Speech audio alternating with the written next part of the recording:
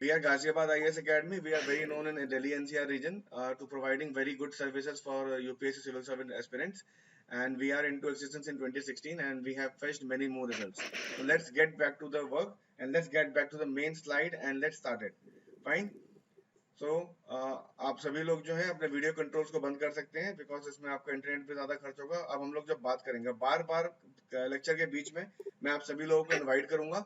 In that situation unmute your mics, अपने camera को on कीजिए और सामने आइए because we will be having discussion. Indian society का कोई भी चैप्टर जो है बिना डिस्कशन के नहीं चल सकता because we all are making the society. Fine. So let's start the class.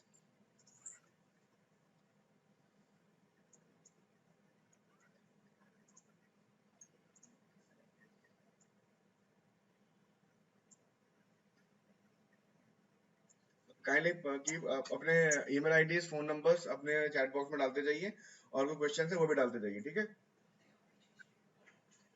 Fine. और भी काफी लोग ज्वाइन कर रहे हैं. हम लोगों को हमारे पास मैसेजेस आ रहे हैं यहाँ पे, उनको ज्वाइन नहीं कर पा रहे. कोई बात नहीं, वो भी ज्वाइन कर लेंगे. तो हम लोग सीधा क्लास पे जाते हैं और क्लास की शुरुआत करते हैं. ठीक है guys. So let's start the class.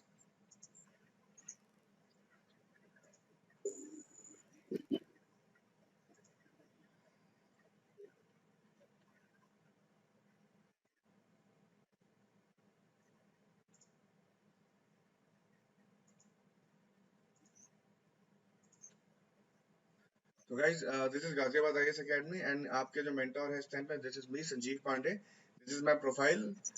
एक ब्रीफ प्रोफाइल मैंने यहाँ पे डालना जरूरी समझा बिकॉज हम लोग नई क्लास स्टार्ट कर रहे हैं आज. बिल्कुल. सो इसके अंदर आप देख सकते हैं कि this is my educational profile.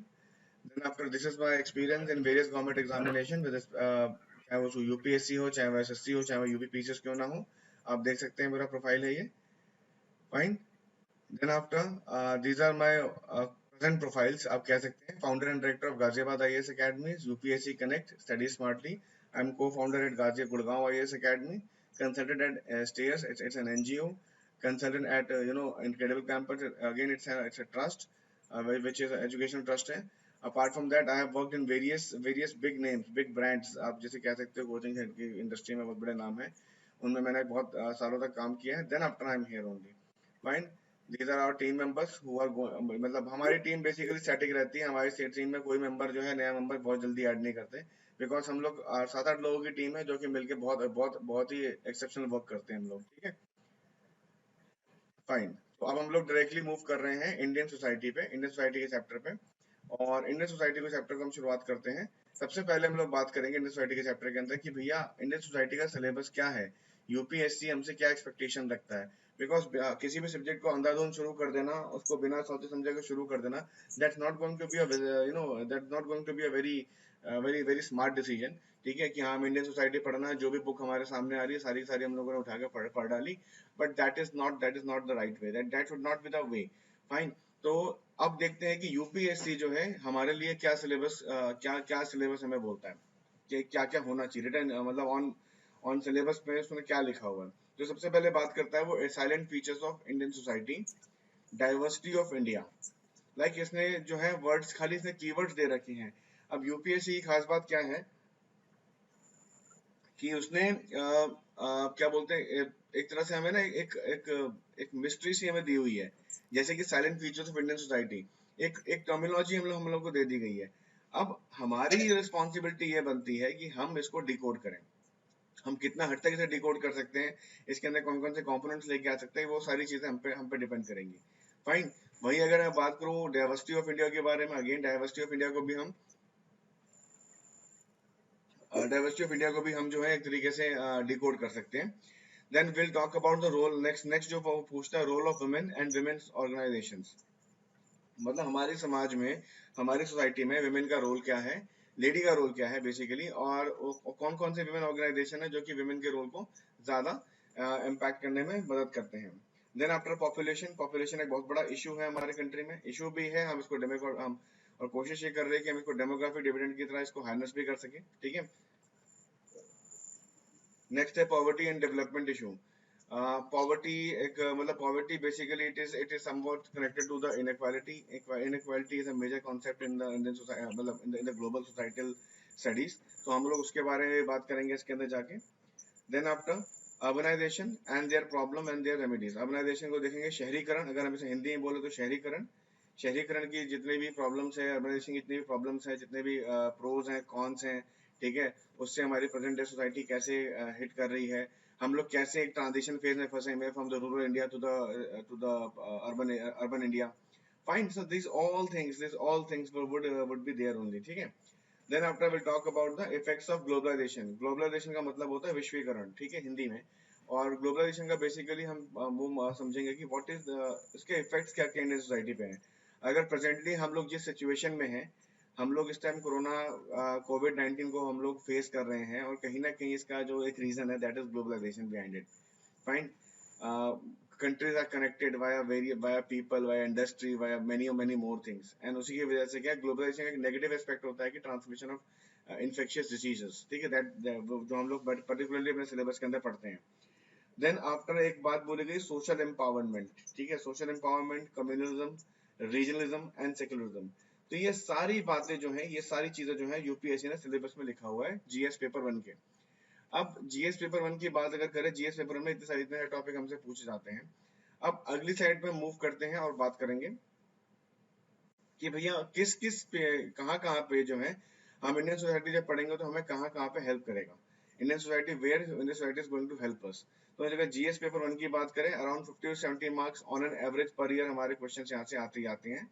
GS 2 में अगर बात करें तो हमारे पास अराउंड 30 to 40 मार्क्स का इंटरफेरेंस रहता है in terms of social justice, in terms of सामाजिक न्याय, ठीक है। यहाँ पे इंडियन सोसाइटी है, यहाँ पे सोशल जस्टिस है, तो कंपोजिट रहेगा सब चीज। देन आफ्टर जीएस 3 में भी हमने देखा है कि कुछ ऐसे क्वेश्चन आ जाते हैं जैसे विमेन एम्पावरमेंट में आ जाएंगे, जेंडर बजटिंग पर आ जाएंगे, उसका भी कहीं ना कहीं इंटरफेरेंस 10 से 20 मार्क्स का रहता है। तो जीएस 1 2 3 जो है इंडियन सोसाइटी से या सोशल जस्टिस से छूटा हुआ नहीं है, तीनों सब्जेक्ट में आ रहा है। अब अगला है GS 4, that is ethics integrity. वहां पे अगर आपकी समझ बहुत अच्छी हुई समाज के बारे में, सोसाइटी के बारे में, तो इन दैट सिचुएशन आपको ये चीज रियलाइज होगी कि आपकी जो केस स्टडीज हैं आप बड़े क्विकली उसको रिजॉल्व कर पा रहे हो। गेटिंग अ पॉइंट बच्चों? क्या मैं कह रहा हूँ, अगर आपकी सोसाइटी की समझ बहुत स्ट्रांग हुई तो केस स्टडीज में आपको बहुत हेल्प करने वाला है। इनफैक्ट अगर अगर अगर ये सही हुई, अगर आपका परसेप्शन सही हुआ, अगर आपका पर्सपेक्टिव सही हुआ, तो इन that situation what would happen, in that situation हम ये बात समझेंगे कि हमारा जो हमारा जो मैथ्स हमारा जो पेपर होता है, जो एथिक्स का पेपर होता है, बेसिकली दो पार्ट्स में आता है। एक पार्ट में, पहले पार्ट में वो आपसे थ्योरी पूछते हैं, दूसरे पार्ट में वो आपसे केस स्टडीज पूछते हैं। केस स्टडीज में तो हालांकि इसकी बड़ी वैल्यू होती है, बट कई जगह पे कुछ क्वेश्चंस आप लोगों से कुछ ऐसी चीजें पूछ दी जाती है जहाँ पे आपको डिसीजन मेकिंग करनी पड़ती है। और डिसीजन मेकिंग आप तभी अच्छे से कर सकते हो जब आपको अपने भारत के बारे में, आपको अपने देश के बारे में, आपको अपने शहर के बारे में, अपने राज्य के बारे में, अपने लोगों के बारे में, उनके कल्चर के बारे में, उनके लैंग्वेज के बारे में, उनके रिलीजन के बारे में, सब चीजों के बारे में बहुत बहुत अच्छी नॉलेज हो। Fine, apart from this thing, essay writing में आपको बहुत हेल्प करता है, बहुत ज्यादा हेल्प करता है। It will give you multiple ideas so that आपके मार्क्स जो है आपके कॉम्पिटिटर से बेहतर है।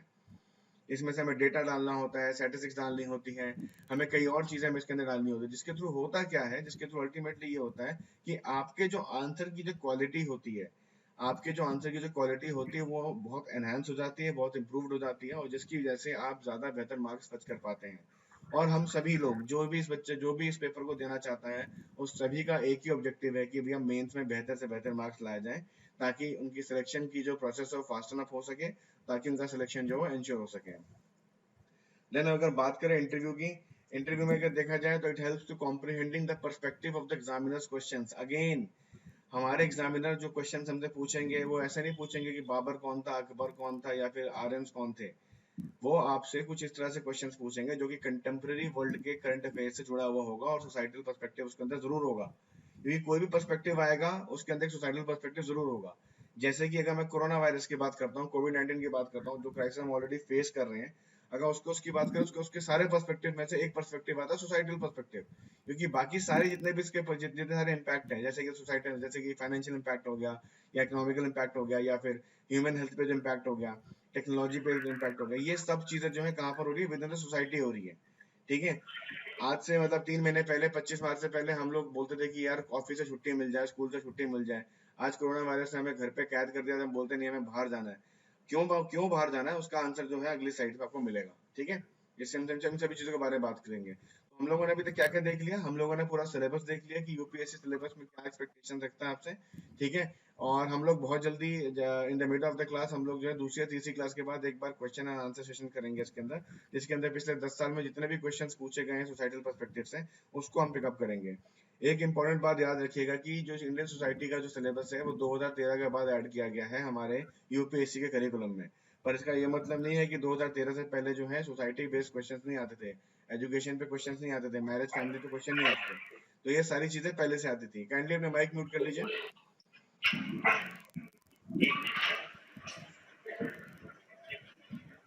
आप अपने माइक म्यूट कर लीजिए प्लीज। जो भी बच्चा क्लास में भी लेट आ रहा है अपने माइक म्यूट कर लीजिए। जब मैं आप लोगों को कहूंगा काइंडली तभी आप इसको ओपन अप कीजिएगा।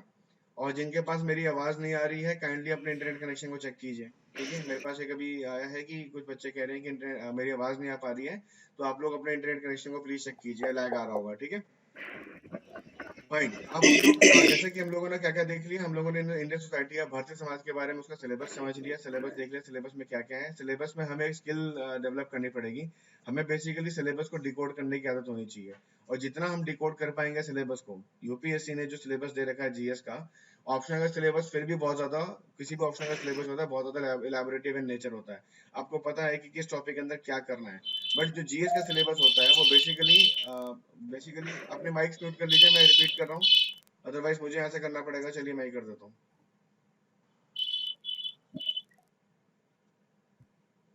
ओके गाइस, प्लीज अपने माइक म्यूट कर लीजिए क्योंकि क्लास में डिस्टरबेंस हो रही है। किसका माइक खुला हुआ है?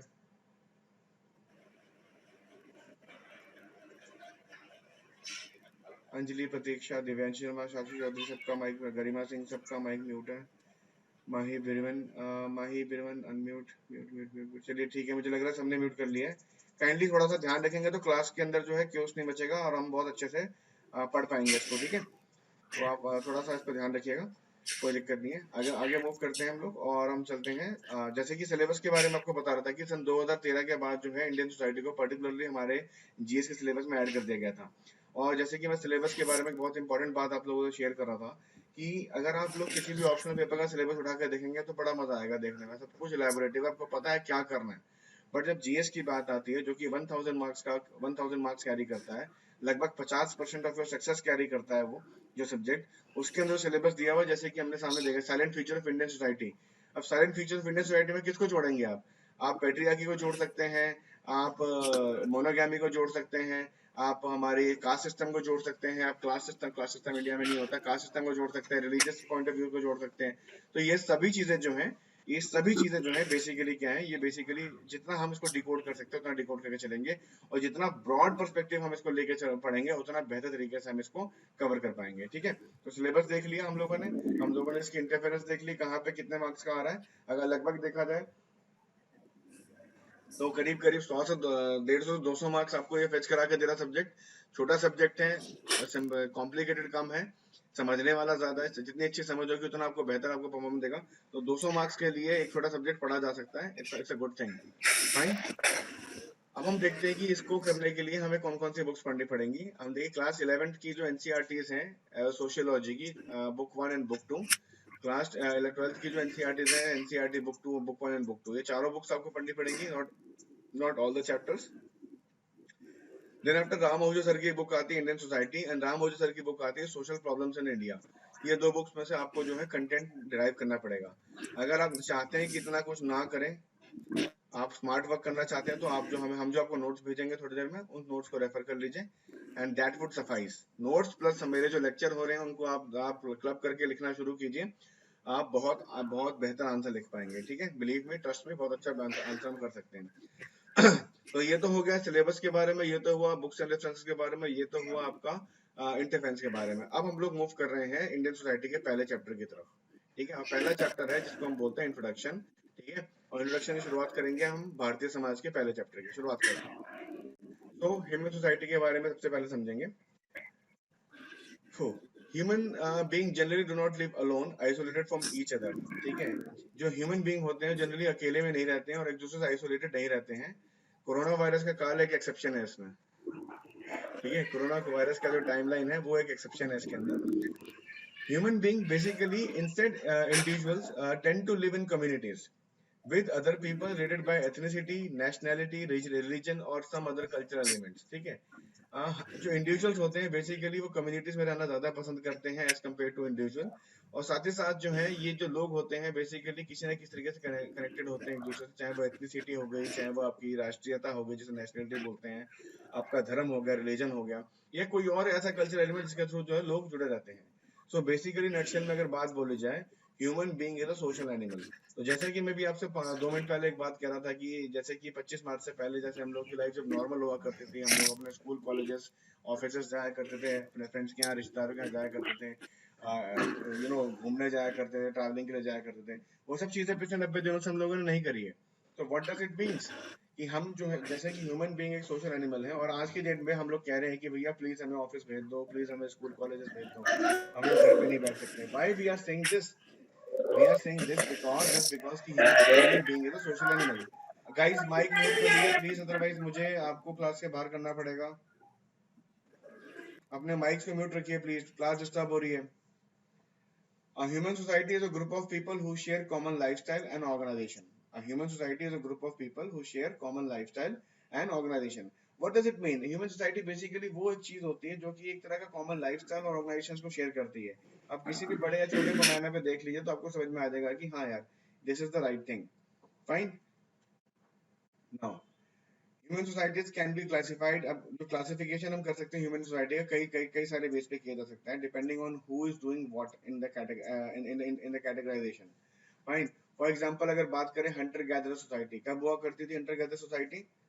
Before Indus Valley civilisation. ठीक है, इंडस वैली सिविलाइजेशन से पहले ह्यूमन बींग कैसे काम करते थे? अगर मैं इंडिया के पर्सपेक्टिव में बात करूं तो weaver hunter and gather. Hunter and gather का मतलब क्या हुआ कि हमने भैया हंट किया, उस खाने को गैदर किया और हमने उसे खाया, और इस लाइफ इस तरह चलती थी. फिर धीरे धीरे हम देखते हैं कि हमारे पास एग्रीकल्चर आ गया, तो हम देखते हैं एग्रीकल्चर सोसाइटी में क्या होगा, 95 ज्यादा ज्यादा लोग जो है एग्रीकल्चर करेंगे, अपना खाना खुद प्रोड्यूस करेंगे, अपने खाने को खुद प्रोड्यूस करके उसको स्टोर भी करेंगे और उसको कंज्यूम भी करेंगे और अपनी लाइफ को आगे ले जाएंगे. ठीक है, तो हंटर गैदरर से हम लोग बने एग्रीकल्चर सोसाइटी, और एग्रीकल्चर से हम लोग बने इंडस्ट्रियल सोसाइटी.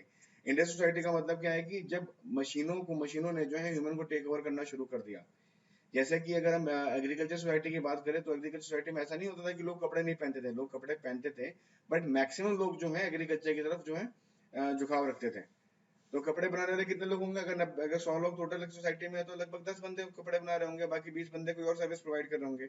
बट फिर भी जो मैक्सिमम नंबर ऑफ पीपल हैं, जो लोग हैं, वो बेसिकली क्या बात करेंगे, वो ये बात करें, वो जो है एग्रीकल्चर जैसी एक्टिविटीज में लगे रहेंगे. वहीं जाके जब हम इंडस्ट्रियल सोसाइटी की बात करते हैं, जब भी आपके पास हिस्ट्री के पर्सपेक्टिव में, सोसाइटी के पर्सपेक्टिव में जब भी ये चीज आपके सामने आती है कि भैया आपने जो है ये बात होती है इंडस्ट्रियल सोसाइटी की, इंडस्ट्रियलाइजेशन की, आप आंख बंद करके यूरोप को जो है रेफर कर सकते हो. सबसे पहले इंडस्ट्रियलाइजेशन शुरू हुआ यूरोप के अंदर, और इंडस्ट्रियलाइजेशन का मतलब क्या था कि जो ह्यूमन कैपेसिटी थी, जो हाथ से जो इंसान काम करता था, इंसान को रिप्लेस करके मशीनों को लगा दिया गया. इनिशियली हमारे पास स्टीम इंजन थे, कोल इंजन थे, उसके बाद धीरे धीरे करके जो है टेक्नोलॉजी आगे बढ़ी. आज तमाम तरह की टेक्नोलॉजी हम लोग यूज कर रहे हैं. जिस मीडियम से हम लोग कनेक्टेड है इस टाइम पे, वो भी एक टेक्नोलॉजी है. We have connected over internet protocol, IP से हम कनेक्टेड है. तो that is also part of industrial society. तो that would be called industrial society. और इंडस्ट्रियल सोसाइटी में क्या होगा, मैक्सिमम लोग जो है प्रोडक्शन के पीछे भागते रहेंगे. और जब इंडस्ट्रियल सोसाइटी का नाम आता है तो साथ साथ कैपिटलिज्म का नाम भी आता है, पूंजीवाद का नाम भी साथ साथ आता चला जाता है.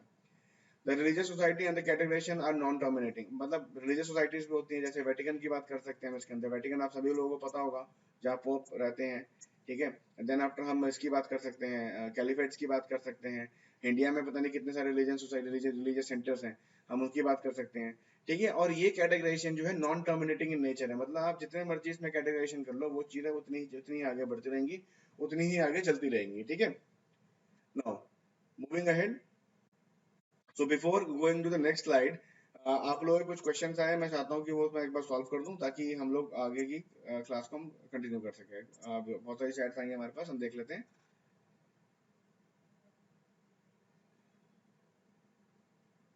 ओके गाइस, यहाँ पे कुछ लोग हैं जो कि परेशान है. I am not listening you. Vishnudev, अपने इंटरनेट कनेक्शन को आप चेक कीजिए, मैंने आपको बता दिया है आप लोगों के इंटरनेट कनेक्शन में लैग है,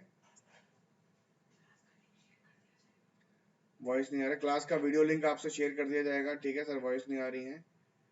एंड भागवत आनंद, ठीक है, वॉइस नहीं आ रही है, वॉइस नहीं आ रही है। विष्णुदेव बार बार कह रहे हैं काइंड हीरो। आप लोग चिंता मत कीजिए। आप सभी को जो है हम लोग, आप सभी को जो है हम अपने वो क्या कहते हैं इस क्लास का जो रिकॉर्डेड लेक्चर है वो आपको सेंड कर दिया जाएगा। सुनाई नहीं दे रहा तो क्या आईएएस बनोगे आप? तब से बोल रहा हूँ, वॉइस नहीं आ रही है। जांट गेमर, आपको मैं क्लास के बाहर कर रहा हूँ। This is not the way you are talking to your teacher, so thanks for coming.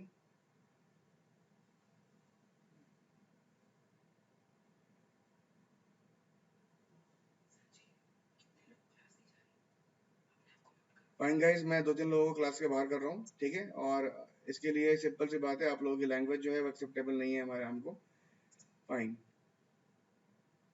आप लोगों को क्लास नहीं आ रही। मिस्टर जांट gamer, please get out of my class, bye. And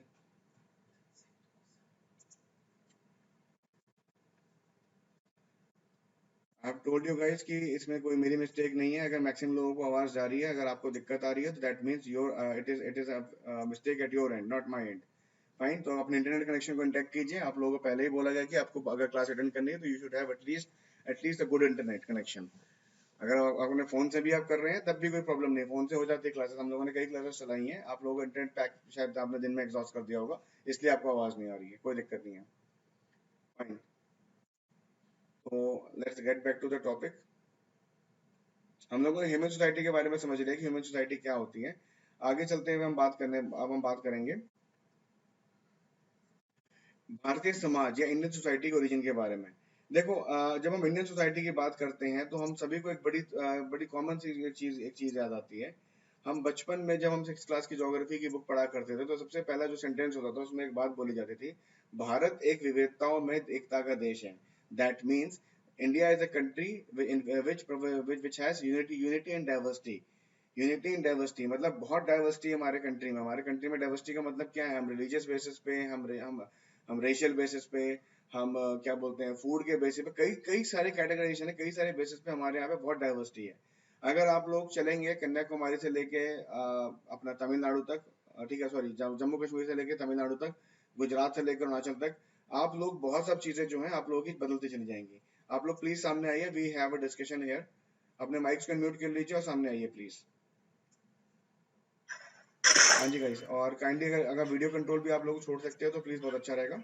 काफी लोग हैं हमारे पास। एक 1+A3010 से कोई जुड़े हैं, काइंडली अपना नाम चेंज कर लीजिए आप। फाइंड, और नाम अपना डाल दीजिए। एक 80762 करके हैं जिनको मैंने अभी कैमरा ऑन करने को बोला, अपना नाम चेंज कर लीजिए। सो गाइस, आप लोगों से एक बात है, जैसे कि मैंने आप लोगों को एक बात बताई है, हम लोग जब जम्मू कश्मीर से कन्याकुमारी चलते हैं और जब हम गुजरात से लेकर अरुणाचल प्रदेश चलते हैं तो क्या क्या चेंजेस हमें किस किस चीज में चेंज देखने को मिलता है? Sir, change of the religion, change of the language and food. Okay, कौन बात कर रहा है? जस्ट अ मिनट, कौन वन बाय वन हाथ रेज करिए, मैं आपको मौका दूंगा। कौन बात कर रहा है? Raise your hand. आपके आपके डैशबोर्ड में वो होगा। ठीक है, 1+A3010, आपका नाम क्या है? अपना नाम रीनेम कर दीजिए प्लीज एक बार। आपका नाम नहीं आ रहा मेरे पास, बताइए आप क्या कहना चाह रहे हैं? जी, फरमान नाम है सर आपका मेरा। नाम क्या? फरमान, ठीक है फरमान, बताइए किस तरह जी के चेंजेस देखने को मिलते हैं? कहाँ से बात कर रहे हैं आप? सर, मैं यूपी से ठीक बात कर रहा है, हूँ। फरमान बताइए किस तरह के चेंजेस देखने को मिलते हैं अगर आप जम्मू कश्मीर से लेके कन्याकुमारी तक चलते हैं तो? सर, हमें लैंग्वेज में चेंजेस देखने को मिलते हैं, उनके क्लोथ्स जो पहनते हैं उनमें चेंजेस मिलते हैं, खाने में हमें चेंजेस मिलते हैं, उनकी जो सोसाइटी होती है उसमें काफी चेंजेस हमें देखने को मिलते हैं। ठीक है, good enough. Janvi Thakur, please continue with your point. Janvi बेटा बताओ। Yes sir, I have same answer. उनके कपड़े, क्लोथ्स में चेंज होता है, खाने में चेंज होता है, लैंग्वेज में चेंज होता है, बिहेवियर में भी चेंज होता है। कुछ की लैंग्वेज बहुत स्ट्रिक्ट होती है, कुछ की बहुत पोलाइट होती है। Okay, good enough. Kanika Agarwal, please go ahead. So, good evening, Good first evening, of good evening. all, and second, I would like to add, that सारे points almost सबने कह दिया that language में change होता है या food में change होता है, but अगर geographically देखें तो meridians also changes, time अगर time के perspective से भी देखें तो, correct, okay, good, so that's बहुत it. अच्छी बात है, गुड इनफ। भागवत, आप क्या ऐड करना चाहोगे इसके अंदर? अनम्यूट करो अनम्यूट करो पहले अपने आप को अनम्यूट करो। हाँ भागवत बताओ। आपकी आवाज नहीं आ रही है हमारे तक। आई थिंक आपके माइक में कुछ इश्यू है। कोई दिक्कत नहीं है। Abraham, you want to add something? Abraham? No? Okay. Anmol Nair, please unmute yourself. Yes, please go ahead. Sir all दो सारे पॉइंट जो सब कलीग्स ने सब फ्रेंड्स ने रिपीट अप कर ही दिए हैं, that the language change, religion change, and the geographical area is also changed. Okay, good enough. Anjali? No problem, guys. Anjali, you want to add something? Weather change हो सकता Okay. है. So guys, मैं आप लोगों को एक बहुत अच्छी आप लोगों की ऑब्जर्वेशन है। मतलब मैं बहुत खुश हुआ। सर कलर चेंज कलर किसका? कलर चेंज सर, ऊपर की तरफ जितना जम्मू कश्मीर या श्रीनगर की तरफ हाँ। जाएंगे तो फेयर कलर मिलेगा, और नीचे साउथ की साइड जितना भी जाएंगे डार्क कलर मिलेगा। ऐसा है। ट्रॉपिक ऑफ कैंसर की वजह से नहीं, ये चीज है। इस चीज को हम पढ़ेंगे, ये चीज के बारे में बात करेंगे हम लोग। रेशियल जब क्लासिफिकेशन पढ़ेंगे इंडियन सोसाइटी की, उसमें हम इसको बात करेंगे। No problem at all. But race as a component is no more existent, is no more in existence, क्योंकि यूनाइटेड नेशन ने इसको खारिज कर दिया सन 2000 में। So ultimately we are not supposed to talk like that. अब नाउ मैं आप लोगों को चीज बताते जा रहा हूँ। जम्मू कश्मीर से लेके कन्याकुमारी तक की थोड़ी सी सैर करते हैं। जम्मू में जाएंगे, क्या क्या चीजें होती है बताइए। लैंग्वेज उर्दू, कश्मीरी, हिंदी, ठीक है। और खाने में ठंडा एरिया, रोगन जोश, कावा, करेक्ट। सेब, अखरोट, ठीक है। Saffron. Yes, saffron is very unique thing about this Jammu and Kashmir. थोड़ा नहीं चाहिए। Himachal Pradesh, what would you get? कोई है हिमाचल प्रदेश से यहाँ से? कोई नहीं? Yes, sir. I'm from कौन बात कर रहा Himachal. है? No, sir. I'm from Himachal. कौन बात कर रहा है? Sir, Jahanvi Thakur. हिमाचल, हाँ जहांवी सॉरी। आप बताइए हिमाचल से क्या चीज है हिमाचली खास बात क्या है? Language? Yes, sir. Language Himachal की लैंग्वेज पहाड़ी है, और यहाँ पे सिर पे एक स्कार्फ टाइप का कपड़ा पहना जाता है, धाटू कहते हैं। और यहाँ का फेमस फ्रूट एप्पल है। अपार्ट फ्रॉम दिस आपने the famous word Dogri language बोल के आप Dogri tribe, Dogras, Himachal? No sir. Himachal.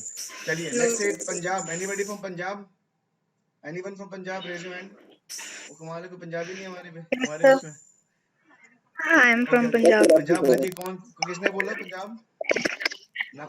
Sir चाहत. अनमोल, you are from Punjab? Yes, continue. So not exactly from No, So not exactly from whatever Punjab, you know but about Punjab, about the culture of Punjab, just tell me.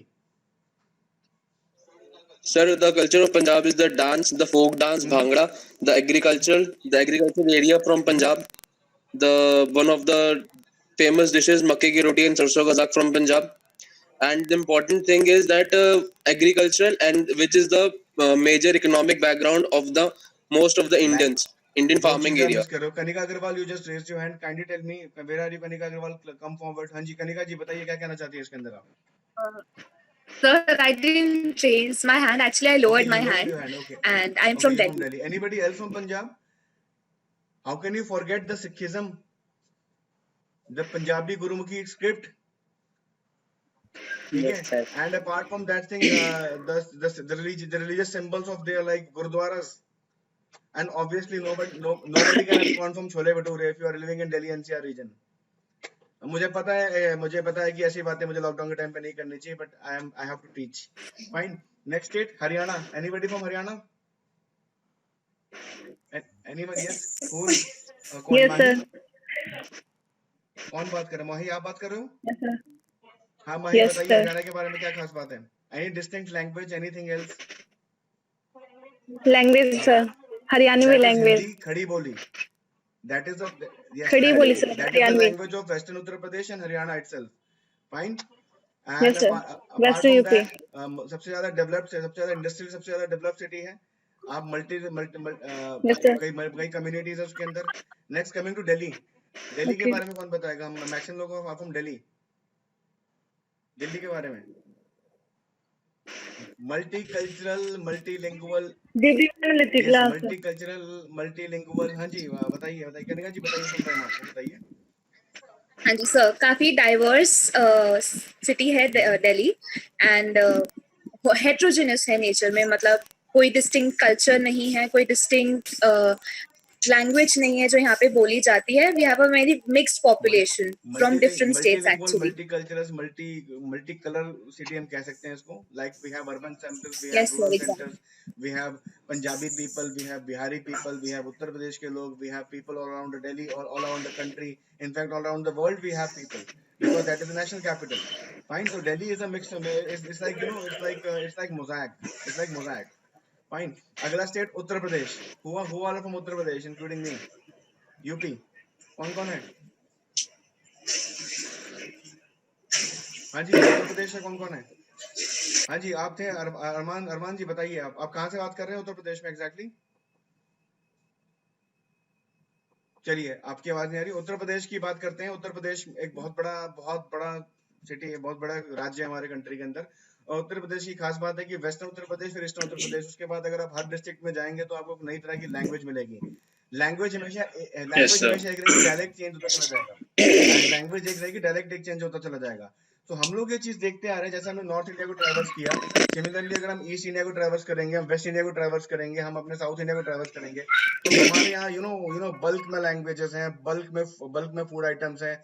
और अगर हम geographical diversity की बात करें तो ऐसा कोई भी जोग्राफिकल फीचर नहीं है जो इंडिया में नहीं है.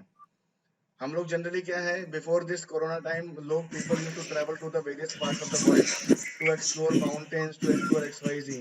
बट अगर जोग्राफिकली देखें तो इंडिया में we have everything. We have beaches, we have mountain, we have fountains, we have everything. नदियां, रिवर, सब कुछ है हमारे पास है. फाइन. जोग्राफी से लेके, कल्चर से लेके, लैंग्वेज से लेके, फूड से लेके, रिलीजियस से लेके, हर चीज में डाइवर्सिटी है. और इसी को हम बोलते हैं इंडिया की स्ट्रेंथ. ठीक है. Now getting back to the lecture, please mute your mic. Fine. अब हम लोग बात करेंगे कि हमारी जो अभी जो हमारी कंटेम्प्रेरी जो सोसाइटी है वो इतनी ज्यादा डाइवर्स कैसे है, उसके पीछे क्या बैकग्राउंड है, क्या चीज है, वो हम समझेंगे इसके अंदर. So India has a history of around more than 5000 years. 5000 साल पुरानी हमारी हिस्ट्री है इन टर्म्स ऑफ सोसाइटी की बात करें. ठीक है. उसके पहले जो हमारी सोसाइटी थी वो हंटर गैदरर थी, तो उसको हम सोसाइटी एग्जैक्टली नहीं कह सकते, because large number of people were not living together. तो अगर हम हिस्ट्री की बात करें तो भारत एक ऐसा देश है, वर्ल्ड में जिसकी जो हम कल्चरल हिस्ट्री को अगर ट्रेस करते हैं, उसकी जेनेसिस को जाते हैं, उसके रूट्स को अगर ट्रेस करते हैं, तो ये हमें समझ में आता है कि 5000 साल पुरानी हमारी हिस्ट्री है. और हमारी जो सोसाइटी है, it is very old, complex and plural. हमने प्लूरलिटी पे भी बात करी है हम लोगों ने. डाइवर्सिटी की हम लोग जो बात करी, that is plurality itself. It is composed of different religious groups, racial groups and groups having cultural differences. कई सारे रिलीजियस ग्रुप्स है. लाइक हमारा कंट्री, हमारा कॉन्स्टिट्यूशन हमें बोलता है कि we are a secular country. Secular country का मतलब है कि हम धर्मनिरपेक्ष राज्य है. धर्मनिरपेक्ष राज्य का मतलब ये होता है कि स्टेट जिसको हम बोलेंगे कंट्री, हमारा जो स्टेट है, it's not going to interfere in the religious matter. हमारे कंट्री में हर एक रिलीजन को जो है इक्वल राइट्स मिले हुए हैं, इक्वली जो है सब चीज इक्वालिटी मिली हुई है. वहीं अगर रेशियल ग्रुप्स की बात करें तो इसके ऊपर पूरा अभी एक चैप्टर है जो आगे चल के हम पढ़ेंगे. हम देखेंगे कि कौन कौन सी रेसेस इंडिया में कहाँ से एंटर करी, वो कहाँ जाके सेटल हुई, क्या क्या कहानी थी उसकी वजह. Everything will learn about that. And groups having cultural differences like, अगर आप लोगों ने, आई होप आप लोग कभी ना कभी किसी न किसी गांव में रहे होंगे, तो गांव में बेसिकली क्या होता है, बड़ी होमोजेनस सी एक सोसाइटी होती है, एक जैसी होती है पूरी. ठीक है. वहीं अगर आप शहरों में जाएंगे तो वो हेट्रोजेनस में कन्वर्ट हो जाएगी. लाइक एक ही बिल्डिंग के अंदर एक ही बिल्डिंग है, एक बिल्डिंग के अंदर सपोज करो 16-17 फ्लैट्स हैं, तो एक कोई पंजाब से रह रहा है, कोई तमिलनाडु से रह रहा है, कोई JNK से रह रहा है, कोई असम से रह रहा है, कोई मणिपुर से रह रहा है, कोई त्रिपुरा से रह रहा है, कोई गुजरात से रह रहा है. तो कैसे होगा, अब हर एक का कल्चर डिफरेंस होगा. लाइक अगर हम लेट्स से कि हम दिवाली की बात करते हैं, दिवाली जो है लगभग most of the Hindu celebrate Diwali, but the way of doing puja is different. Similarly अगर हम शादी की बात करते हैं, मैरिज की बात करते हैं, like marriage is universal institution. But अगर हम हिंदू कम्युनिटी की खाली बात करेंगे इसके अंदर, तो मैरिजेस होते हैं तो आप सभी अपने रिस्पेक्टिव स्टेट्स में जाके देखिए. इनफैक्ट कई बार तो अपने रिस्पेक्टिव जिलों में जाके देखिए, रिस्पेक्टिव डिस्ट्रिक्ट में जाके देखिए, आप लोगों को समझ में आएगा कि हो रही हिंदू मैरिज है, बट जो रिचुअल्स हैं, जो कर्म कांड है, वो बिल्कुल अलग रहते हैं. आप ये चीज नोटिस करेंगे. That is what we call it as cultural differences. So in the long span of Indian history, various groups from different part of the world enter into the world and with their own socio-cultural and racial features. अब क्या हुआ इसके अंदर, हो क्या रहा है कि अब बहुत पुरानी हिस्ट्री थी हमारी। हम लोग अगर बात करते हैं इंडस वैली के डेज के आसपास की, तो वहां पे उस टाइम के बाद हम लोगों ने देखा है कि काफी लोग अक्रॉस द वर्ल्ड, चाहे वो चाइना हो, चाहे वो सेंट्रल एशिया हो, बाद में यूरोप के लोग भी हमारे कंट्री में एंटर करे हैं। और बेसिकली जब वो आए हैं तो वो अपने साथ अपनी सोशल और कल्चरल आइडेंटिटी और रेशियल फीचर्स साथ लेके आए हैं, ठीक है। तो जिसकी वजह से जिसकी वजह से जेनेसिस आगे बढ़ती चली गई और आज हमारे कंट्री में आज भी जो है डाइवर्सिटी देखने को मिलती है। The best example is Indus Valley Civilization, जैसे मैंने बताया था। In the later stage, Indo-Aryan came. Indo-Aryan हम लोग आर्यन की थ्योरी पढ़ते हैं, मैक्स मिलर ने थ्योरी propound करी थी। Max Miller had propounded one theory. Yes, Bhagwat, you want to ask something?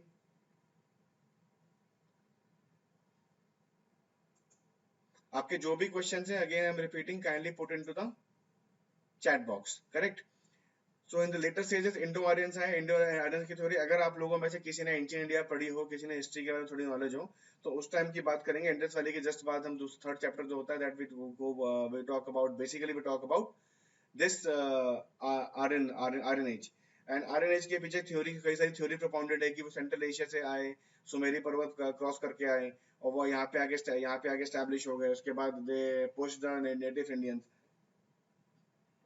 तो इस तरह की थ्योरी है मैक्स मिलर की, ठीक है, जिसको सबसे ज्यादा सपोर्ट किया जाता है। वैसे कई सारी थ्योरीज हैं और थ्योरीज जो होती है वो हाइपोथेटिकल है, वो भी प्रूफ नहीं हुई है, बट जो सपोर्ट सबसे ज्यादा थ्योरी को मिलता है आर्यन के केस में, वो मिलता है मैक्स मिलर की थ्योरी को।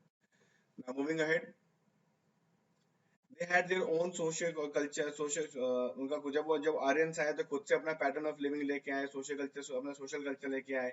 Aryan consider themselves superior than the natives. अब क्या हुआ, आप खुद सोचो, ये हमारा इंडिया का J&K है। आप काइंडली मेरी ड्राइंग पे मत जाइएगा, ये आपका है सेंट्रल एशिया, ठीक है। सेंट्रल एशिया का अगर तुम ज्योग्राफी देखोगे तो क्या पता चलेगा, चारों तरफ से माउंटेन से घिरा हुआ है एंड कंपैरेटिवली वेरी कोल्ड। तो वेरी कोल्ड होगा तो क्या होगा वहां पे, वेरी कोल्ड होगा तो पहली बात है कि मैक्सिमम जो है वेजिटेशन नहीं होगी। वेजिटेशन नहीं होगी तो आम आदमी क्या करेगा, मीट पे डिपेंड करेगा। और मीट के लिए क्या होगा, मीट एक टाइम पे एग्जॉस्ट हो जाएगा तो क्या होगा, आपस में लड़ाइयाँ होंगी, इंटर ट्राइबल कॉन्फ्लिक्ट होंगे, उसकी वजह से वहां पे जो सोसाइटी होगी वो डिस्टर्ब रहेगी। तो इस वजह से जो है लोगों ने इंडिया की तरफ आना शुरू किया। जब वो इंडिया में उतर के आए तो इंडिया में देखा भाई यहाँ पे पानी भी है, यहाँ पे सब कुछ है, सब कुछ बहुत बेहतर है, लिविंग कंडीशन है so far better than Central Asia. They stayed here. जब वो लोग आए, अब देखो कब आए, आर्यंस जब इंडिया में एंटर कर रहे थे उस टाइम पे इंडस वैली क्रॉस हो चुकी थी और मतलब इंडियंस को जो है एग्रीकल्चर करना आ चुका था। जब आर्यंस इंडिया में एंटर करें, थ्योरी ये बोलती है, जब आर्यंस, मैं फिर से रिपीट कर रहा हूँ, जब आर्यंस इंडिया में एंटर करे तो हुआ क्या था कि इंडिया उस टाइम का कंटेम्प्रेरी टाइमलाइन देखोगे तो आपको ये समझ में आएगा कि इंडिया में एग्रीकल्चर बहुत अच्छे से करी जा रही थी। इंडस वैली सिविलाइजेशन के मतलब नॉर्थ वेस्ट इंडिया की बात करें तो वहां से जब वो उतर के आए तो उन्होंने देखा भाई यहाँ पे पानी है, यहाँ पे टेम्परेचर अच्छा है, यहाँ पे फूड है, सब कुछ है यहाँ पे, तो why would we go back to the central Asia. और जब अब दोनों में डिफरेंस क्या है, क्योंकि हमारी जो सोसाइटी थी वो हंटर गैदर से मूव होके एग्रीकल्चर पे जा चुकी थी। और सिमिलरली अगर हम बात करें सेंट्रल एशिया की सोसाइटी की, तो सेंट्रल एशिया की जो सोसाइटी थी वो अब भी, सेंट्रल एशिया की जो सोसाइटी थी वो अब भी जो थी हंटर गैदर पे ही थी, क्योंकि वहां पे टेम्परेचर की वजह से, इतने ठंड होने की वजह से मैक्सिमम वेजिटेशन हो नहीं पाती थी। तो अब क्या था, वहां पे उन लोगों को अपने खाने के लिए लड़ना पड़ता था। यहाँ पे जो था यहाँ पे जो इंडियन आदमी था वो अपना खाना उगा रहा था, इंडिजिनियस अपना खाना उगा रहा था। तो दोनों के स्किल सेट में डिफरेंस था। वहां पे लड़ाई करने के लिए जो टूल्स बनाए जाते थे, यहाँ पे एग्रीकल्चर करने के टूल्स बनाए जाते थे, तो डिफरेंस हो गया। तो जब वहां उनका जो बेसिक नेचर था वो कंपैरेटिवली मोर बारबेरिक था, क्योंकि वो लड़ाइयों में इन्वॉल्व रहते थे और इंडिया में ये चीज उस टाइम पे नहीं हो रही थी। तो जब वो लोग वहां से उतर के इंडिया की तरफ आए तो ये पता चला कि भैया यहाँ पे सब चीज रह रही है। अब क्योंकि उनकी स्किल्स ऐसी थी, क्योंकि तो वहां तो इंडिया के नेटिव्स थे, उनके साथ सर्वाइव नहीं कर पाए। अपार्ट फ्रॉम दैट, जो इंडिया का जो बेसिक कलर है, वो ब्रिटिश था। और वहां से जो लोग उतर के आए, जो आर्यन जिनको हम बोलते हैं, जिनकी आज में हम बात करेंगे, आर्यंस बेसिकली कहाँ सेटल हुआ, आर्यंस के नेटिव कहाँ पे अभी, वो सब चीजें आगे आने वाली लेक्चर के अंदर। तो वो लोग जो थे वो बेसिकली काफी लंबे चौड़े थे और वो अपने आप को सुपीरियर समझते थे। उनके पास सबसे इंपॉर्टेंट चीज क्या थी, उनके पास स्किल थी लड़ाई करने की, प्लस उनके पास हॉर्सेस थे, वो घोड़े लेके भी आए थे। So they developed norms and customs for different social groups with their own category and the outsiders। अपने मतलब आए, उन लोगों ने यहाँ पे एरिया को जीत लिया और एस्टेब्लिश कर लिया अपने आप को। उसके बाद जो है यहाँ के लिए नॉर्म्स बनाने शुरू कर दिए। उस नॉर्म्स को बेसिकली बोला गया वर्ण। अब इसी नॉर्म्स के बेस पे जो है वर्ण सिस्टम ओरिजिनेट हुआ इंडिया की सोसाइटी के अंदर, वर्ण सिस्टम ओरिजिनेट हुआ। The Indo-Aryan were divided groups into Brahmins, that is priest, Kshatriya, kings and warriors, Vaishya trade and commerce करते थे, Shudras servicing the groups those who serve the, मतलब शूद्रास बेसिकली कौन थे, जो ऊपर की 3 कैटेगरीज को सर्व किया करते थे. So over the period of time each varna has been divided into number of jatis. Like हर एक वर्ण के अंदर जो है जातीज डिवाइड हो गई, हर एक वर्ण के अंदर जातीज डिवाइड हो गई. और हमारे कंट्री के अंदर, हमारे सोसाइटी के अंदर जो है कास्ट हायरार्की जो एस्टैब्लिश हो गई from time to time. And from time to time new types of jatis were added into the system, making the system more dense and complex. ठीक है. और टाइम के साथ जो है, जैसे टाइम आगे बढ़ता चला गया, वैसे वैसे ज्यादा और ज्यादा जातियां जो हैं हर एक वर्ण के अंदर जो ऐड होती चली गई, जिसकी वजह से जो सिस्टम है वो और ज्यादा डेंस हो गया और ज्यादा कॉम्प्लेक्स हो गया. साथ ही साथ क्रिश्चियनिटी एंड इस्लाम ने भी जो है काफी हद तक इन्फ्लुएंस किया भारत के सामाजिक सिस्टम को, इंडियन सोशल सिस्टम को काफी हद तक. Christianity and Islam both influenced the Indian social system up to a great extent. So now let's move ahead. Not both the religious groups influenced Indian social system, but both were influenced by the prevailing social condition as well. मतलब vice versa effect भी था. So they acquired some special characteristics in the Indian settings. ठीक है. अब क्या हुआ, अब सब चीजें जो है कस्टमाइज होने लग गई, सब everything got customized according to the Indian climate, Indian society and everything else. Islam influenced Indian social system in the medieval period, whereas missionaries activities started there with the advent of Portuguese. Portuguese कब आए थे India में? 1498. First Vasco D gamma आए थे on the Calicut. ठीक है. सभी आप लोगों ने अगर मॉडर्न इंडिया पढ़ा होगा तो आप लोगों को इसकी जानकारी होगी. So when Britishers expanded their territory in India, the missionary got full opportunity to express their activities. तो बेसिकली हुआ क्या, जैसे कि मैंने पिछले पॉइंट से बताया कि जो इस्लाम इंडिया में बेसिकली एंटर होता है, वो एंटर होता है महमूद ऑफ गजनी के थ्रू 996 AD. ये सारी बातें हम लोग एंशिएंट इंडिया में करेंगे, ज्यादा बेहतर रहेगा. उसके बाद मोहम्मद गौरी का चैप्टर आता है, देन आफ्टर जो इस्लाम है वो पेनिट्रेट होता चला जाता है. और जो हमारी कंट्री में जो क्रिश्चियनिटी का जो रोल है, क्रिश्चियनिटी का रोल कैसे आया था? क्रिश्चियनिटी का रोल बेसिकली आया जब पोर्टुगीज आए सबसे पहले. पोर्टुगीज के पास जब ब्रिटिश ने कंट्रोल कर लिया पूरा का पूरा टेरिटरी को, जब हम देखते हैं कि 2 साल की गुलामी थी हमारी, तो उस टाइम पे जो है मिशनरीज को पूरा मौका मिल गया अपने आप को एक्सप्रेस करने का, और उन्होंने एक्सप्रेस किया भी. साथ ही साथ अगर हम बात करें इंडिया की, तो इंडिया जो है वर्ल्ड के सबसे बड़े रिलीजन्स का जन्मदाता भी है. जैसे हिंदुज्म हो गया, बुद्धिज्म हो गया, जैनिज्म हो गया, सिखिज्म हो गया. 4 बड़े रिलीजन जो इंडिया ने वर्ल्ड को दिए भी हैं. ठीक है. The main objective of the missionaries' activities was to convert Hindus into Christians, and conversion led to inculturations. ठीक है. मिशनरी एक्टिविटीज क्या करते थे, वो हिंदूज को बेसिकली क्रिश्चियन में कन्वर्ट करते थे, इसकी वजह से इनकल्चरेशन शुरू हो गया.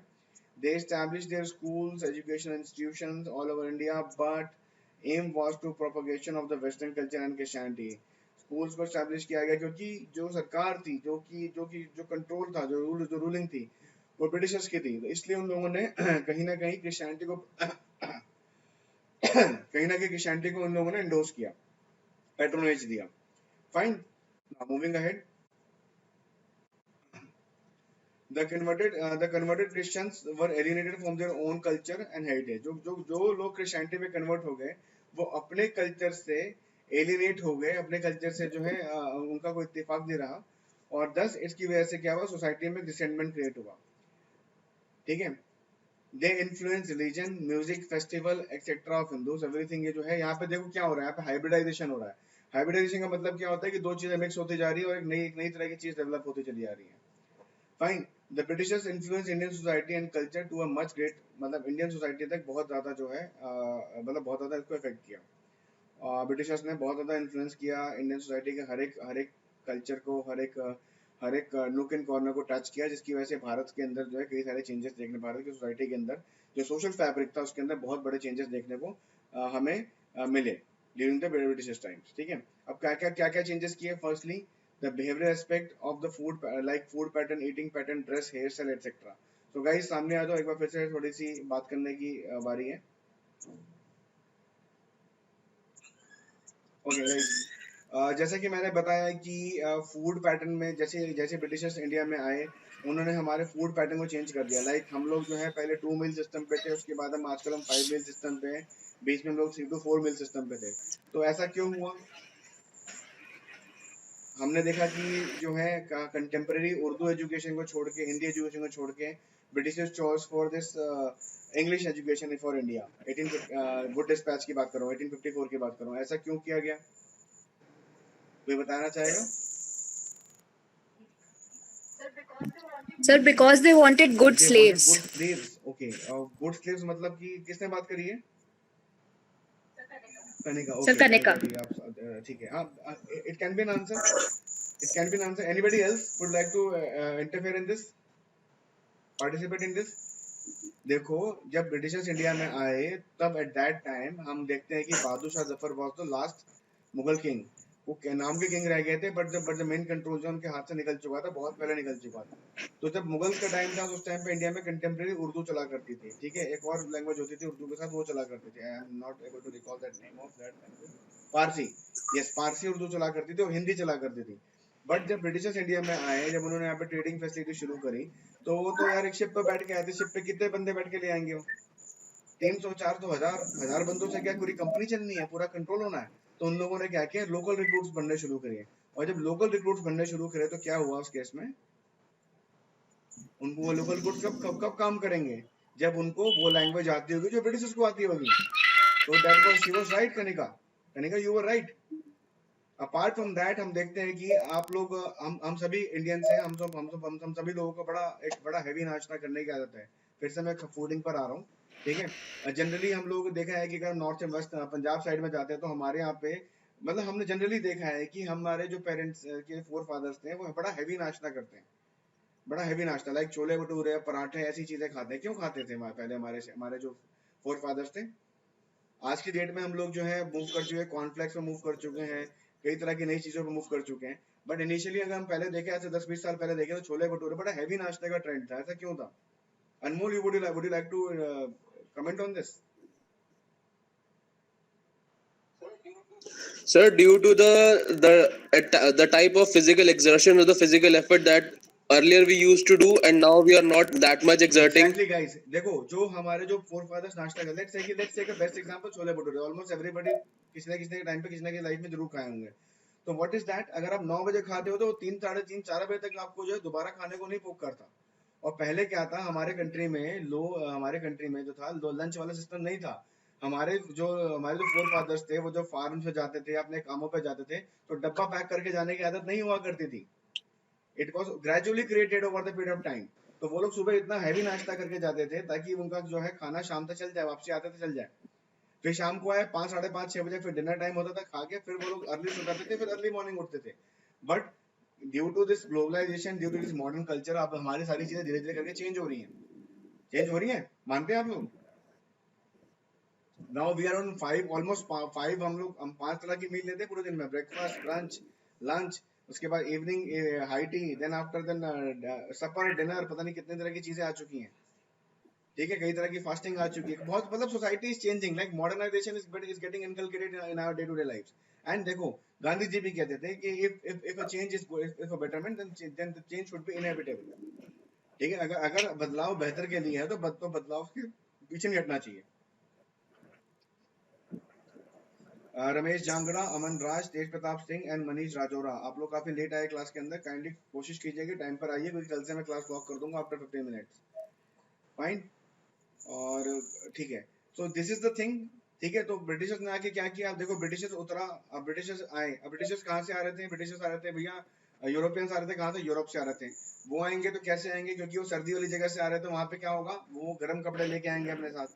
वो आए, कालीकट पे उतरे. कालीकट पे उतरते उन्होंने देखा कि भैया इंडिया राजा बैठा हुआ और वो क्या कहते हैं, धोती कुर्ते में बैठा हुआ है. नेचुरल सी बात है, जो उनके कपड़े होंगे हमारे कपड़े में डिफरेंस होगा. उनकी जो रेस थी, हमारी जो रेस में डिफरेंस होता ही होता था. तो basically try to put on this की इनफीरियरिटी कॉम्प्लेक्स, सुपीरियरिटी कॉम्प्लेक्स का डाला कि यार तूने क्या पहन रखा, धोती. Try to wear this pants and shirts.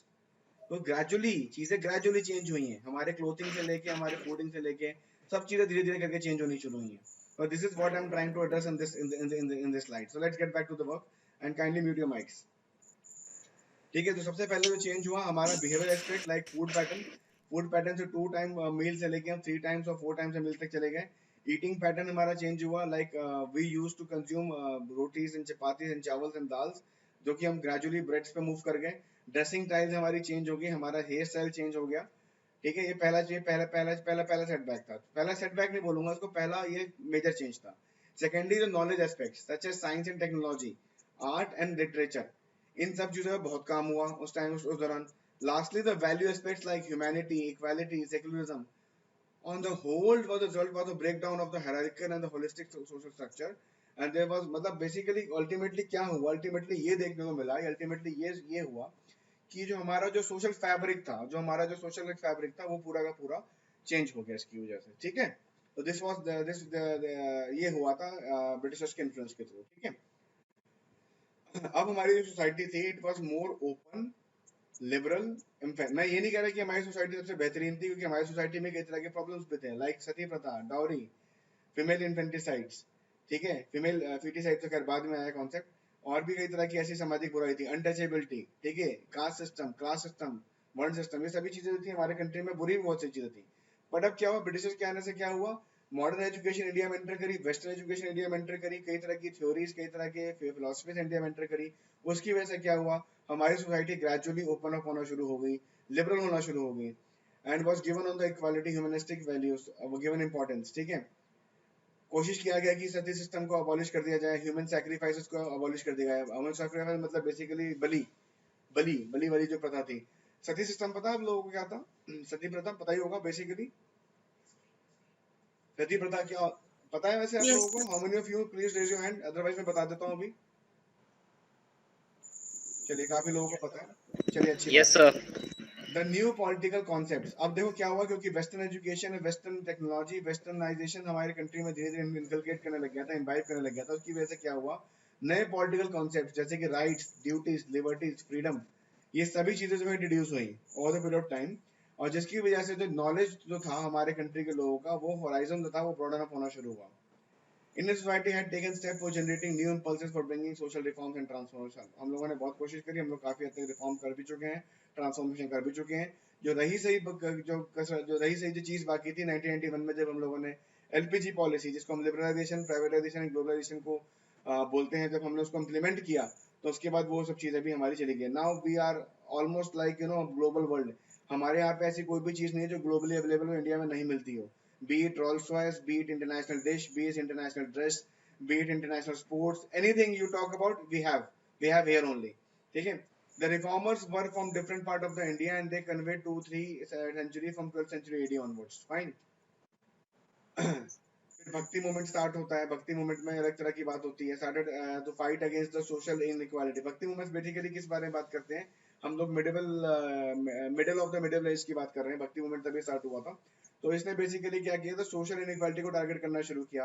जैसे कि रिजिड कास्ट सिस्टम हुआ करता था, अनटचेबिलिटी हुआ करती थी। ये सभी चीजें हम लोग आगे जाके आने वाले चैप्टर में पढ़ने वाले हैं, बहुत डेप्थ में जाके पढ़ने वाले हैं। तो don't you worry about it, I am going to give you all the explanation very मतलब through and through, don't worry. It was mainly started by the Vaishnav and Shaiva सेन। देन आफ्टर फिर हमारे ब्रह्मो समाज आ गया। ब्रह्मो समाज basically Raja Ram Mohan Roy, Arya Samaj emerged to bring the changes in the cultural practice of the values of Hinduism। इन्होंने Hinduism के अंदर जो प्रैक्टिसेस थी, जो मैल प्रैक्टिसेस थी, जो गलत प्रैक्टिसेस थी, जैसे कि सती प्रथा थी, डॉरी थी, विडो रीमैरिज था, फीमेल इन्फेंटिसाइड था, ठीक है, चाइल्ड मैरिज थी, डाउरी थी, और तमाम तरह के जो सोशल इवल्स थे, उसके अगेंस्ट इन संस्थाओं ने काम करना शुरू किया। क्यों काम करना शुरू किया? रीजन देखो, ब्रह्मो समाज का प्रोफाइल देखते हैं। ब्रह्मो समाज को स्टार्ट किया राजा राम मोहन राय ने, ठीक है। उनको अगर देखोगे ना तो 1700 के लास्ट में उनको 6-7 लैंग्वेज आती थी। उन्होंने पता नहीं कितनी किताबें पढ़ रखी थी, क्या क्या उनका एक्सप्लोरेशन था, सब कुछ आता था उनको। तो नेचुरल सी बात है, जब इंसान पढ़ेगा, जब इन्वेस्टमेंट करेगा पढ़ाई के ऊपर, उसका जो दिमाग है वो ब्रॉडन अप होगा और बहुत बेहतर तरीके से काम करेगा। Fine. Like some of the reformers tried to understand the Hindu culture and religion. Reformers like Dayanand Saraswati, अब दयानंद सरस्वती बोलते हैं वो वेदास को एडवोकेट करते थे। मतलब सबकी अपनी अपनी जो है पॉइंट ऑफ व्यू था, अपने अपना माइंड था, इसके बेस पे उन लोगों ने रिफॉर्म करने की कोशिश करी गई। पर बेसिकली अगर ध्यान दिया जाए तो अनटचेबिलिटी, डाउरी, विडो रीमैरिज, इन सब चीजों पर बहुत काम किया गया। जैसे कि वो थे हमारे ईश्वर चंद्र विद्यासागर थे। इन सभी चीजों इन सभी का नाम जो आगे चल के आएगा, ठीक है। इंटरकास्ट मैरिजेस पे बात करी गई, विडो। अच्छा, come forward. Like guys, let's talk about marriage.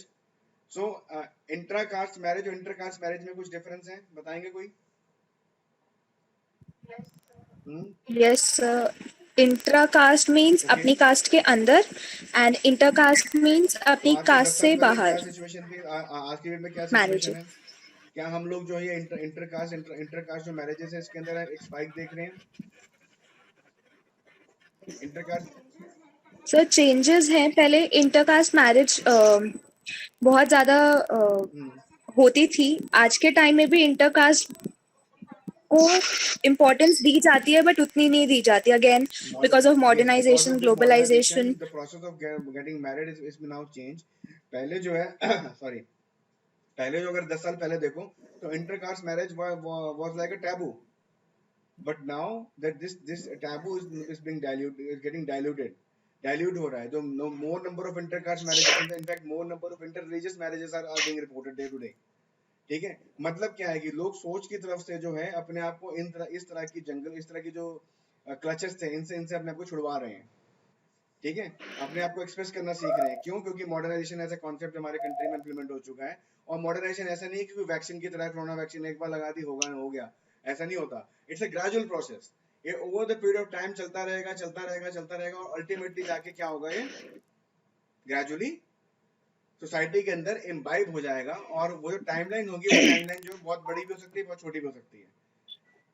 As far as we Indians are concerned, we are very good at catching the things. हम बहुत जल्दी से चीजों को कॉपी करके, रेप्लिकेट करके अपने लाइफस्टाइल में इम्बाइब कर देते हैं, अगर हमें वो चीज ठीक लगती है तो. Correct? Fine. Rahul Kumar Gupta. The biggest example is the Constitution. Biggest example है, बताओ, कोट करो, जस्टिफाई करो.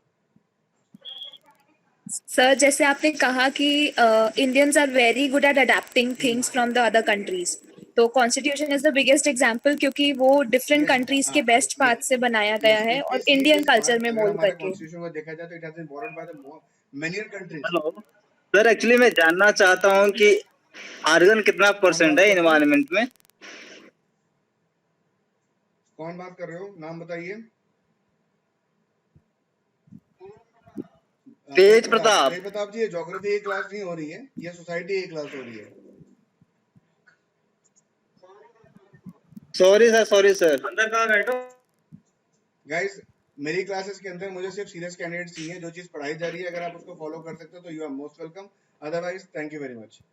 फाइन. मुझे सिर्फ सीरियस कैंडिडेट्स चाहिए. जो चीज डिस्कशन हो रहा है, मुझे उसके बाहर नहीं जाना है.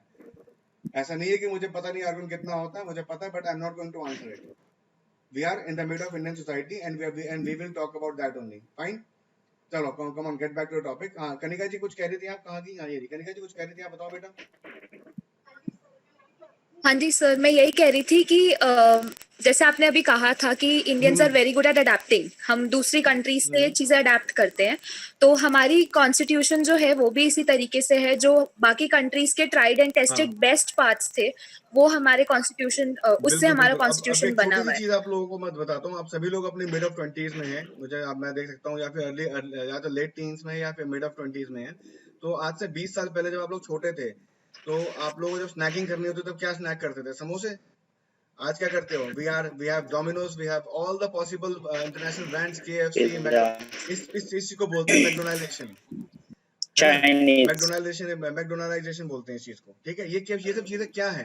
क्या हमारे जो पेरेंट्स हैं, मतलब आप लोगों के जो पेरेंट्स हैं, या आपके पेरेंट्स में नहीं, आपके पेरेंट्स से एक जनरेशन ऊपर आपके जो दादा दादी लोग हैं, क्या वो इन सब चीजों को एंडोर्स करते हैं? वो आज भी नहीं खाते. अग्री करते हो उस चीज से? हाउ मेनी पीपल मतलब अग्री करते हो उस चीज को? बेसिकली हो क्या रहा है, ये हमारी जो सोसाइटी है, that is in transition phase. Transition phase क्या होता है? जब एक पर्टिकुलर समाज एक पर्टिकुलर रास्ते से निकल के दूसरे फेज में जा रहा है, ट्रांजिशन फेज जिसे बोलते हैं. Our society is in transition phase. हम लोग जो है वेस्टर्नाइजेशन की तरफ मूव कर रहे हैं, but at the same time अपने रूट्स को नहीं छोड़ना चाहते. अग्री करते हो? अग्री करते हो? So guys, this is the beauty of our society. और we are the possibly those, हम basically उस लकी जनरेशन में से हैं. बेसिकली मैं अगर अपनी जनरेशन की बात करूं, मैं आपसे 2 जनरेशन ऊपर हूं. ठीक है, तो मैं अपनी जनरेशन की बात करता हूं. I am the lucky one जिसने वीडियो गेम्स को टीवी पे भी खेला, फोन पे भी खेला है. जिसने क्रिकेट को ग्राउंड में भी खेला है, फोन पे भी खेला है, लैपटॉप पे भी खेला है. ठीक है, जिसने मूवीज को ओपन थिएटर में भी देखा है, डीवीडीज पे भी देखा है, और वीडियो कैसेट्स पे भी देखा है, और नाउ आज मैं नेटफ्लिक्स पे भी देख रहा हूँ. क्या हो रहा है? हर चीज में ट्रांजिशन है. हमारे कपड़े पहनने के तरीके से लेके हमारी घड़ी याद है? घड़ी आप लोग, आज हमारी जनरेशन में क्या होता था? घड़ी पता है कब मिलती थी बच्चों को? जब वो 10th क्लास का बोर्ड का एग्जाम देने जाते थे. आजकल देखो, थिंग्स आर गेटिंग चेंज, और दिस इज कॉल्ड ट्रांजिशन. ये हो रहा है बदलाव. ये बदलाव है हमारा. हमारे कंट्री के अंदर बदलाव हो रहा है। तो इसको अगर इस खूबसूरती को आप समझने में तैयार हो ना, तो आपका जो आंसर निकल के आएगा, nobody can beat it, nobody can beat it. Fine, going back to the main topic, आप लोगों के जितने भी क्वेश्चन हैं संभाल के रखिए, बहुत अच्छे से आंसर करूंगा, एक भी क्वेश्चन नहीं छूटेगा आपका, टेंशन मत लीजिएगा, ठीक है। ये डिस्कशन बीच में जरूरी है, क्योंकि देखो इंडियन सोसाइटी का, जो इंडियन सोसाइटी जो होता है ना, वो सर आप इंटरकास्ट उसे संभाल के मैरिज, रखिए, will discuss it out. Sir intercaste marriage जो होता है, कौन बात कर रहा है करीब? कौन बात कर रहा है? सर साक्षी के पीछे करते हैं ऐसे गंदा। सर मैं साक्षी हाँ जी साक्षी जी, अपने माइक म्यूट, एक मिनट माइक म्यूट कर लीजिए। सर इंटरकास्ट मैरिज जो है, इंटरकास्ट मैरिज जो है, बताइए बेटा, अपना क्वेश्चन संभाल लो अभी।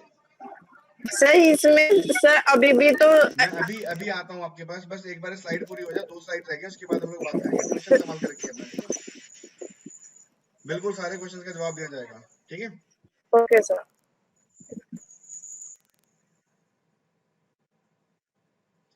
फाइन, चलो वैसे लास्ट स्लाइड ही थी, आप लोग सामने आ जाइए और क्वेश्चंस को आप बात कीजिए, क्वेश्चंस पे आइए, पहली क्लास को वहां से शुरू करेंगे। हाँ जी साक्षी, क्या कह रहे थे बेटा? बताओ, आपने आपके जितने भी क्वेश्चन है आप मुझे करके बता दो, I will answer it. Sir सबसे क्वेश्चन ये है, जो इंटरकास्ट मैरिज है अभी भी समाज में ये है, बहुत से लोग हैं सर, ये नहीं कि पूरी तरह से खत्म हो चुका है या फिर आधा खत्म हुआ है, पर अभी ये है कि अगर मैंने तो कोई बेटा ये चीज बोली ही नहीं है, मैं तो अभी एक चीज बता रहा हूँ, मैं बहुत कॉमन अभी तो सर यही है ना, ये पूरी तरह से इम्प्लीमेंट नहीं हुई है, इसमें लोग पूरी तरह लिबरल नहीं हुए हैं, but we are in a phase of transition. अगर परसेंटेज की बात करें, पहले से ज्यादा चीजें हो रही हैं, पहले से ज्यादा इंटरकास्ट मैरिजेस जो है सोसाइटी में देखने को मिल रही है, specially in the urban centres. Urban centres में ये क्यों होता है? क्योंकि देखो अर्बन सेंटर्स में बेसिकली इंसान क्यों मूव करता है? अपनी एजुकेशन के लिए, अपनी एम्प्लॉयमेंट के लिए। जब वो एजुकेशन एम्प्लॉयमेंट की तरफ जाएगा तो नेचुरल से बात है, 4 लोगों से 10 लोगों से मिलेगा, और वहां पे उनका रहन सहन देखे वो भी उसके अकॉर्डिंगली चेंज हो जाएगा। तो मैंने ये नहीं कहा कि इंटरकास्ट मैरिजेस ही हो रही हैं, मैंने कहा कि इंटरकास्ट मैरिजेस के जो नंबर्स हैं वो बढ़ गए हैं एज कम्पेयर्ड 10 साल पहले, मैंने ये बोला बेटा, ठीक है। Any other question? कोई और क्वेश्चन आप लोगों का? अनमोल, अब्राहम, जानवी, कोई क्वेश्चन है तो प्लीज आस्क मी। मेरा क्वेश्चन है कि सती सिस्टम जो था, कौन उसको आप बात एक कर रहा है बार बेटा? डिफाइन कर दीजिए सर। देखो बेटा, सती सिस्टम ऐसा हुआ करता था जब हम लोग हम 1828 से पहले की बात, हम 1850 से पहले की बात करते हैं, जो हिंदू फैमिलीज होती थी, अगर उसके अंदर किसी का हस्बैंड की डेथ हो जाती थी, तो उसकी वाइफ जो होती थी, विडो होती थी, उसको भी जो है उसके पति के पायर पे, मतलब पति की जो वो होती थी अंतिम वो होती थी, जो चिता होती थी, आई कैन अंडरस्टैंड कि आप चिता के बारे में जानते होंगे, लास्ट होते उस पे बैठना पड़ता था। तो it was a very heinous crime, बहुत गलत प्रथा थी। तो इसको जो है खत्म किया गया, इसको खत्म करने के लिए राजा राम मोहन रॉय ने काफी काम किया, और इसके अंदर क्या हुआ कि ग्रेजुअली जो है जब इसके अगेंस्ट कानून ला दिया गया, और ऐसा नहीं पूरे इंडिया में होता था, कुछ एरियाज में होता था इंडिया के, राजस्थान, उत्तर प्रदेश कुछ एरिया और मध्य प्रदेश कुछ एरियाज में होता था।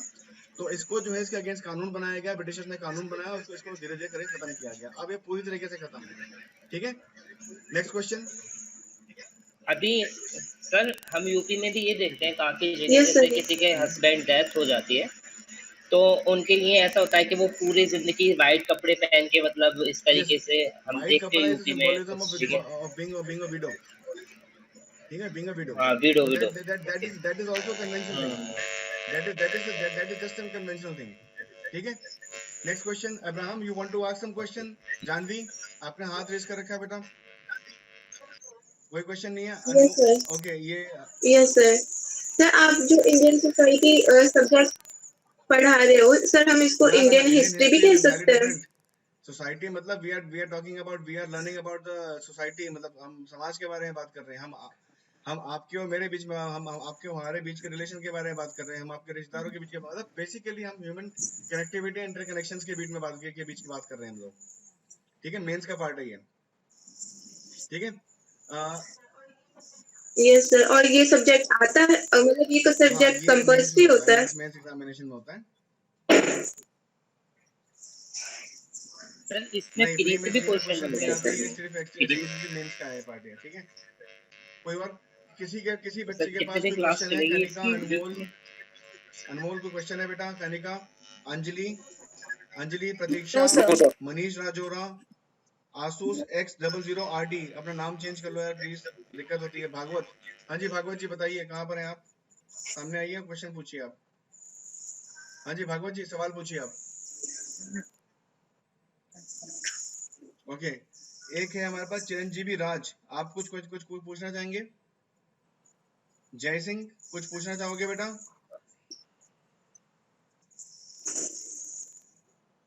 Ramesh Jangra, would you like to ask something? Manish Rajora. तो गाइज अभी कल सुबह तक या शाम तक हम कोशिश करेंगे कि आप सभी के पास जो है ईमेल के थ्रू हमारा कंटेंट पहुंच जाए, हमारा चैप्टर का जो नोट्स पहुंच जाए। आप लोग प्लीज उसकी रीडिंग कर लीजिएगा, ठीक है? सारे नोट्स नहीं प्रोवाइड किए जाएंगे, सिर्फ जो चैप्टर होगा उसी को वही प्रोवाइड किया जाएगा, ठीक है? और कल की क्लास के लिए हमारे पास क्या क्या है? कल की क्लास के लिए हमारा बहुत कुछ है, देखिए आप देख सकते हैं, देख रहे हैं आप सभी को? हम Indian society unity and diversity के बारे में बात करेंगे, अलग अलग रिलीजन्स के बारे में बात करेंगे, कॉम्पोजिशन के बारे में बात करेंगे। हम कॉम्पोजिशन चल रही है, पूरी की पूरी रेशियल कॉम्पोजिशन चल रही है। देखो ये सब चीजें पढ़ना है कल हम लोगों को, ठीक है? कोशिश कीजिएगा कि आप सभी लोग एक पेन लेके जरूर बैठिए, ठीक है गाइस? आई होप आप सभी को मैंने आज क्लास जो दी है आप लोगों को सारी चीजें समझ में आ गई है, क्लियर है सब चीजें? Raise your hand. कोई भी क्वेश्चन है आप लोगों के दिमाग में? Any question do you have? कोई क्वेश्चन है तो Yes. Please ask me. कल शाम को 7 बजे इसी टाइम मिलते हैं, हम सारे मिलते हैं और इंडियन सोसाइटी को आगे बढ़ाएंगे और खत्म करने की कोशिश करेंगे, ठीक है? मीनवाइल मैं आप लोगों को कुछ टास्क भी दूंगा, कुछ आंसर लिखने को भी दूंगा, वो भी आप लोगों को लिखना है, that would be a mandatory thing, ठीक है guys? Signing off, good night, take care, stay isolated, stay safe.